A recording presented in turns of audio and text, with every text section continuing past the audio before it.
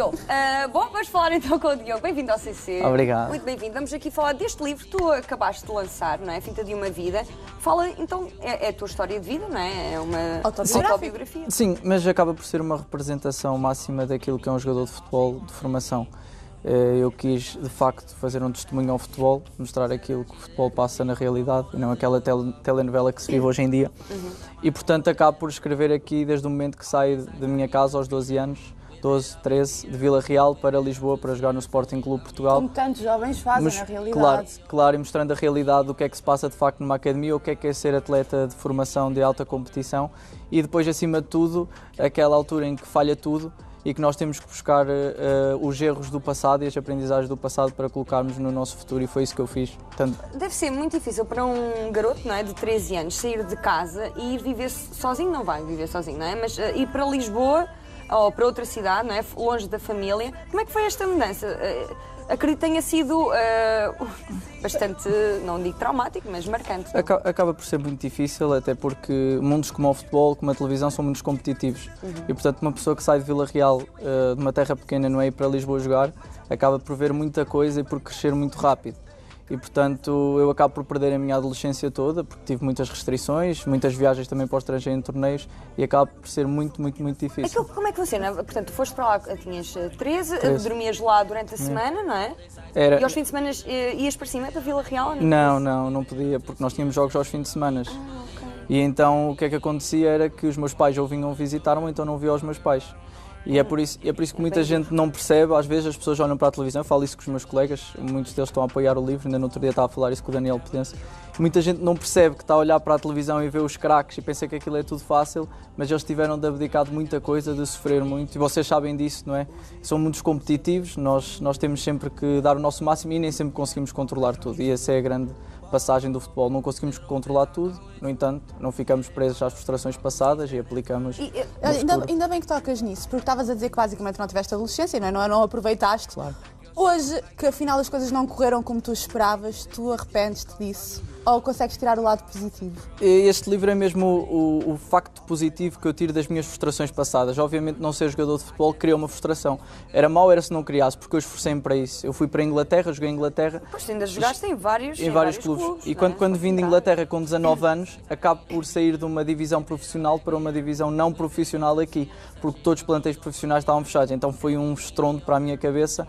E conto muitas vezes esta história, chego a casa, fecho-me em casa e não conseguia falar com ninguém, tal foi a frustração. E o meu irmão bate à porta e diz: não podes continuar mais assim. Utiliza as tuas frustrações, utiliza tudo o que tu cresceste e vai para os teus novos objetivos. E isto, o clímax para mim sentimental, foi quando estava na China, em Macau. Neste momento sou secretário-geral da Associação de Jovens Empresários Portugal-China. E apercebi-me que era bom fazer outras coisas. Aquele Diogo que foi conhecido como o craque, eu tinha uma cláusula de rescisão de €500 mil no Braga. Fui sempre conhecido como o craque, com o que poderia dar. Acabei por perceber que tinha outras coisas e apliquei aprendizagens passadas do futebol nessas coisas. E, portanto, para mim foi muito bom estar naquele momento em Macau, lembro perfeitamente. Estávamos no Hotel Venetians a fazer uma feira empresarial e lembro-me de me sentir fogo. Realmente eu sou bom noutras coisas, apliquei ensinamentos noutras coisas e é assim a vida. Tinhas um plano B, não é? Ainda bem, de certa forma. Exatamente, isso do plano B é muito importante, também falo muitas vezes. Muitas vezes nós, quando estamos focados numa só coisa, não é? Por exemplo, imaginem vocês, são só focadas em televisão, de um momento para o outro dizerem não podem fazer mais televisão. Portanto, vocês têm que também ter um plano B, ver de forma é que poderiam dar a volta a essa situação. Portanto, acontece o mesmo com o jogador de futebol. No entanto, acaba por ser difícil, não é? Nós, naquela altura, temos estatuto, acabamos por ter um salário. Muitos anos também é isso, não é? Acaba por ser mais difícil também por causa disso. Exatamente. Foi a infância, a adolescência. Mas tudo isso serviu-te para agora, para fazer este livro, não é? Claro. Portanto, nada, é bom também não dar nada por perdido. Aqueles anos que tu penaste não foram em vão. Pior ou melhor do que isso é que nós, todo este tempo, fomos trabalhados para ser jogadores de futebol. Fomos formados para ser jogadores de futebol. Convivemos com... Eu tenho muitos colegas meus que neste momento são jogadores de futebol profissional e dos três grandes. E depois vemos que uns vão e outros não vão. Isso é que é difícil, porque nós imaginamos sempre na nossa cabeça esse sonho e depois não acontece. E, portanto, por isso é que surge este livro também, para dar alento àqueles que não conseguem. São mais de 95% que não conseguem. Portanto, surge este livro para mostrar que, de facto, o futebol é bom, para passar grandes aprendizagens e que não podemos ficar ligados às frustrações passadas. Até porque para ti deve ser, estás a dizer que tens amigos que estão a jogar nos três grandes, deve ser muito difícil para ti vê-los a jogar e tu não teres jogado, apesar de teres qualidades, não é? Por exemplo, tu estavas a referir que te consideravam um craque, aliás, o Rony, acho que é o Rony Lopes, que joga no Mónaco.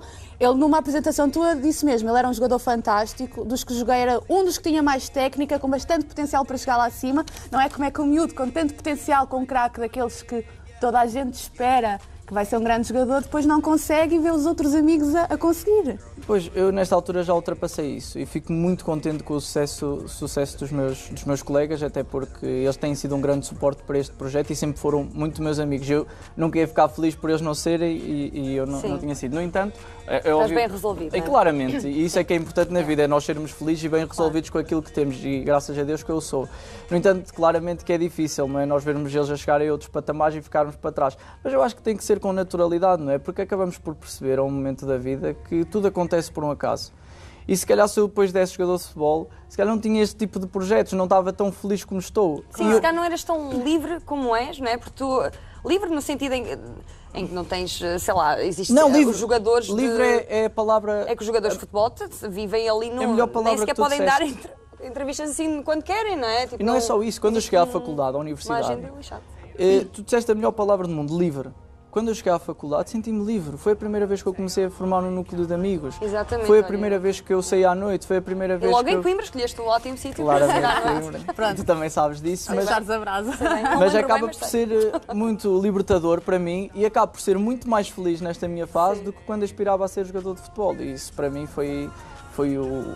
E encontraste outro meio, não é? Um meio que é fixe e se calhar faltam pessoas que falem do futebol, mas que tratem de outros assuntos para além do futebol. Aliás, em si, não é? o Luís Castro, não, o treinador dos Chaves, fala mesmo disso do teu livro. Diz que ele devia ser obrigatório para os jogadores e para as famílias, Exato. não é? A Rita tem... O Luís é muito porreiro. Mas o que é que eu estava a dizer? É mesmo, não tem nada a ver aquela imagem rígida que ele passa para a televisão, não tem nada a ver, ele é mesmo muito porreiro. Estás a estragar agora a imagem que nós temos do treinador, não pode ser? Mas eu acabo no futebol acaba por acontecer isso, não é? Qual era a pergunta? Desculpa lá. Não, era isso mesmo, é que existem várias áreas no futebol que nós, de facto, nós só sabemos, sei lá, o futebol em si, não é? Que não são abordados da maneira que devem ser, como há o teu todos os livro. outros assuntos que não são abordados. Pois eu faço não é? muitas analogias, por exemplo, eu lembro-me quando estava a jogar num torneio na Holanda para mais de 5.000, 6.000 pessoas, até estava a tremer das pernas. A primeira vez que fiz estava um auditório cheio para eu ouvir, para eu falar, estavam mais de 500 pessoas, portanto eu faço essas analogias, era aquele equilibrar emocional, isso é que é determinante. Porque vocês têm alguma formação para lidar com jornalistas, por exemplo? Temos. É engraçado que... Porque nós vemos sempre os jogadores nas conferências de imprensa e nem sempre estão confortáveis, não é? Às vezes também lhes fazem perguntas muito lixadas, ou perguntas parvas, e às vezes temos a sensação que as respostas são sempre as mesmas.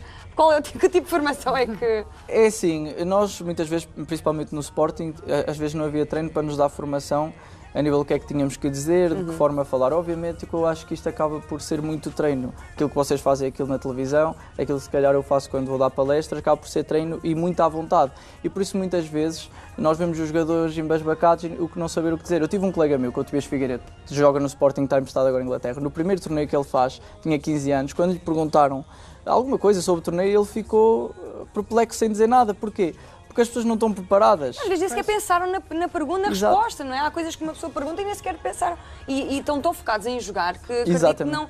que até seja preciso algum tempo para refletirem sobre o trabalho. Já houve até uma conferência de imprensa em que o próprio jogador, já não sei onde é que foi, não sabia que tinha marcado gol ou não foi assim um brasileiro, coisa. foi um brasileiro. Não foi exatamente um brasileiro. Pois, porque eles acabam por fazer 90 minutos a correr e o futebol não é só físico, é muito emocional e muito psicológico e, portanto, acabam por estar de rastros e no final vão-lhe fazer uma entrevista também acaba por acontecer erros, não é? E, portanto, eu acho que isso é normalíssimo. Mas ressalvar um bocado que há muito estigma que o jogador de futebol não é inteligente. Não acho nada o jogador de futebol é uma pessoa muito acima da média no nível de inteligência emocional. A inteligência emocional é importantíssima. Porquê? Porque, de facto, o jogador de futebol tem que ser uma pessoa que aproveita as oportunidades na hora, que tem que estar preparado para elas, que lida com muita pressão, desde pequeno, não é?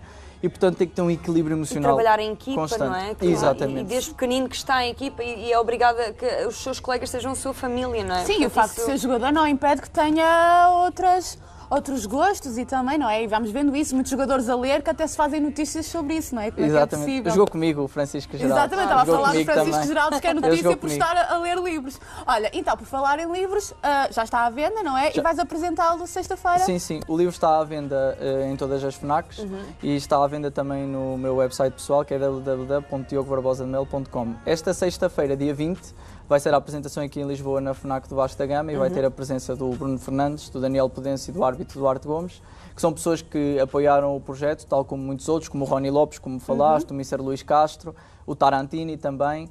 E, portanto, acaba por ser um realizar pessoal muito grande e também uma grande mensagem para passar àqueles que querem ser jogadores de futebol. E queiram perceber mais sobre este mundo, não é? E não só, não é? E para aqueles que também têm motivações a níveis empresariais, porque também falo muito a nível empresarial na China, portanto acaba por ser um complemento também a isso. Muito bem, perfeito. para contactem aqui o Diogo e comprem o livro, não é? Olha, obrigada. Obrigado, Boa sorte obrigado nesses eu. projetos todos. Muito obrigado. Obrigada.